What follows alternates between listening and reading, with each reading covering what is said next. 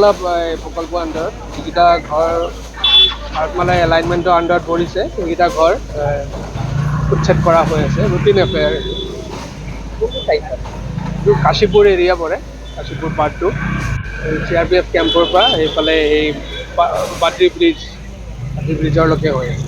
কিমান ঘৰ হ'ব? 50-60 মান ঘৰ হ'ব। আজি সমাপ্ত হৈ যাব। আজি শেষ হ'ব। কিমান ফ'ৰ্চ বা কিমান চৰকাৰী বিষয়ে ইয়াত নিয়োজিত কৰা হৈছে? ইয়াত মেজিষ্ট্ৰেট 3জন আছে। 3টা জোনত ভাগ কৰা হৈছে এৰিয়াটো, আৰু পুলিচৰ বিষয়াসকলো আছে ইয়াত। কিমান বুলডোজাৰ লগানো হৈছে? বুলডোজাৰ ফকলেণ্ড আছে, JCB আছে। পাৰ জোন হিচাপে 2খনকৈ ফকলেণ্ড আছে, JCB আছে, 6-7খনমান JCB আছে। মানে এইখিনি এভিকশ্যন কৰাৰ কাৰণ কি? তেখেতে অবৈধভাৱে নিৰ্মিত ঘৰ নেকি?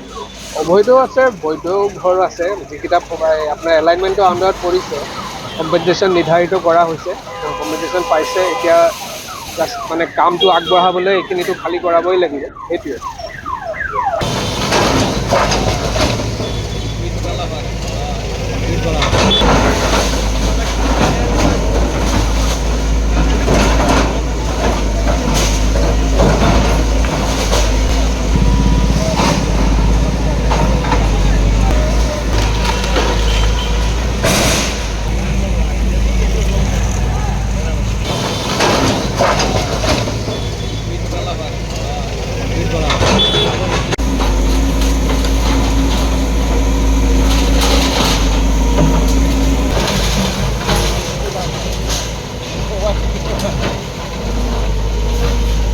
অলপ প্ৰকল্প আণ্ডাৰত যিকেইটা ঘৰ ভাৰতমালা এলাইনমেণ্টৰ আণ্ডাৰত পৰিছে সেইকেইটা ঘৰ উচ্ছেদ কৰা হৈ আছে। ৰুটিন এফেয়াৰ এইটো কাশীপুৰ এৰিয়া পৰে, কাশীপুৰ পাৰ্ট 2 CRPF কেম্পৰ পৰা সেইফালে এই বাদ্ৰী ব্ৰিজৰলৈকে হৈ আছে।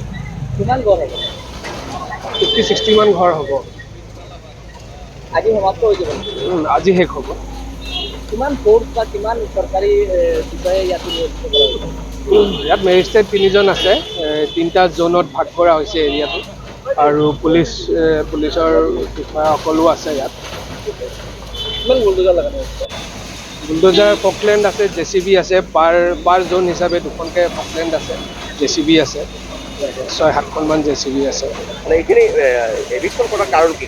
তেখেতে অবৈধভাৱে নিৰ্মিত ঘৰ নেকি? অবৈধ আছে, বৈধ ঘৰ আছে। যিকেইটা আপোনাৰ এলাইনমেণ্টৰ আণ্ডাৰত পৰিছে, কম্পেনচেশ্যন নিৰ্ধাৰিত কৰা হৈছে, কম্পেনচেশ্যন পাইছে। এতিয়া জাষ্ট মানে কামটো আগবঢ়াবলৈ এইখিনিতো খালী কৰাবই লাগিব, সেইটোৱে।